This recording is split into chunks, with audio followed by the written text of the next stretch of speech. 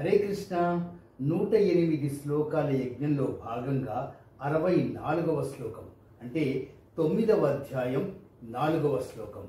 మయా తతమిదం సర్వం జగదవ్యక్తమూర్తినా మత్స్థాని సర్వభూతాని నచాహం తేష్వస్థితః. మయా తతమిదం సర్వం, సర్వాంతర్యామిగా ఉన్నాను, తిరుగులేదు. జగదవ్యక్తమూర్తిన, జగత్తులో అవ్యక్తంగా ఉన్నాను అంటే ఎవరికి కనపడను, ఎవ్వరికి కనపడను, అందరిలో ఉన్నాను. కానీ ఎవరైతే నా గురించి తలుచుకుంటారో వారిలో మాత్రమే ఉంటాను. ప్రతి వాళ్ళలో ఉన్న, ఇప్పుడు ఎలక్ట్రిసిటీ ఉందండి, మనకేం కనపడదు కదా, వైర్లోంచి అది పాస్ అయ్యి మనం స్విచ్ చేస్తే లైట్ వస్తే ఎలక్ట్రిసిటీ ఉంది అంటాం. ఎలక్ట్రిసిటీని మనం పట్టుకోలేము. వైఫై ఉంది, వైఫైని మనకి సిగ్నల్ వస్తే ఉన్నట్టు, లేదు అంటే వైఫై లేదంటాం. వైఫై ఎలా ఉంటుంది అంటే దానికి డెఫినేషన్ లేదు. అంత గొప్పగా శ్రీకృష్ణ పరమాత్మ అందరిలో ఉన్నాడు, కానీ అవ్యక్తమై ఉన్నాడు, కనిపించడు. కనిపిస్తే ఇంకేముందండి, కనిపిస్తే అసలు తట్టుకోగలమా మనము?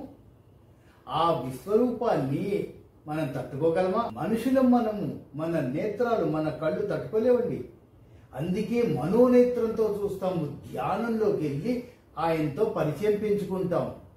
ఆ ధ్యానం చేయాలంటే మళ్ళీ ఆసనాలు, తర్వాత ప్రాణాయామం చేసిన తర్వాతే ధ్యానం. దానికో ప్రాసెస్ ఉంది కదా. శ్రీకృష్ణ శతకంలో 2వ శ్లోకంలో, శ్రీకృష్ణ శతకం రాసింది కవి నృసింహండి.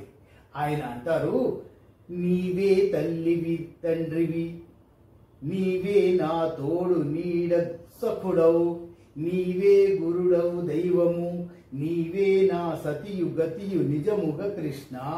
అన్నీ నువ్వే, తల్లి తండ్రి గురువు దైవము స్నేహితుడివి, అన్ని సమస్త నువ్వే, నువ్వే నన్ను చూసుకో అని అంత గొప్పగా మన శరణు వేడితే ఆ కృష్ణ పరమాత్మ మన బాగోగులతో సహా అన్నీ చూసుకుంటారండి. కానీ ఇప్పుడున్న బాహ్య ప్రపంచంలో ఎలా ఉందండి, అన్నీ నాకే తెలుసు. ప్రతివాడు కూడా, స్టూడెంట్స్ అనండి, ఎవరైనా అన్నీ నాకు తెలుసు, నువ్వు చెప్పేది ఏంట్లే.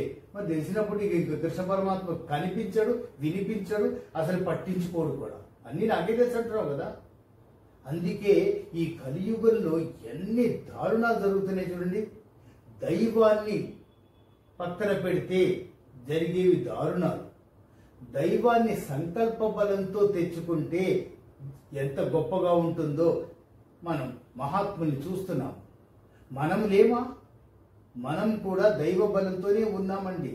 ప్రతిరోజు నేను చెప్తున్న భగవద్గీత శ్లోకాల్ని వింటున్నారు, కొంతమంది ఆచరిస్తున్నారు, ఇంకా కొంతమంది అయితే లిఖితపూర్వకంగా రాసుకుంటున్నారు. అంటే మనలో ఆ కృష్ణ పరమాత్మ ఉండబట్టే కదా, ఆ కృష్ణ శక్తి వల్లే మనం ఇంత చేస్తున్నాము.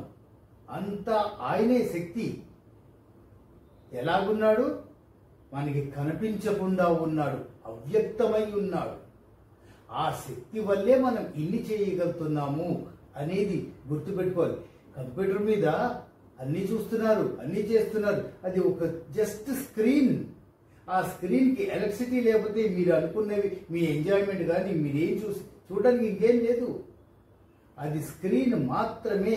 ఎలక్ట్రిసిటీ కరెక్ట్ అయితేనే దాని ఇంపాక్ట్, దాని లోపల పిక్చర్ ట్యూబ్ పనిచేస్తేనే మనకు అన్ని దృశ్యాలు కనిపిస్తాయి, లేతే లేదు కదా. అలాగా శ్రీకృష్ణ పరమాత్మ కూడా అవ్యక్తమై అన్ని చోట్ల ఉన్నాడు. ఆయన్ని పరికించి పరిశోధించి నువ్వు ఉన్నావు స్వామి అని భక్తి శ్రద్ధలతో ఆయన్ని వేడుకుంటే ఖచ్చితంగా మనకి మన చుట్టూరే ఉండి మన బాగోగులు చూసుకుంటారు. హరే కృష్ణ.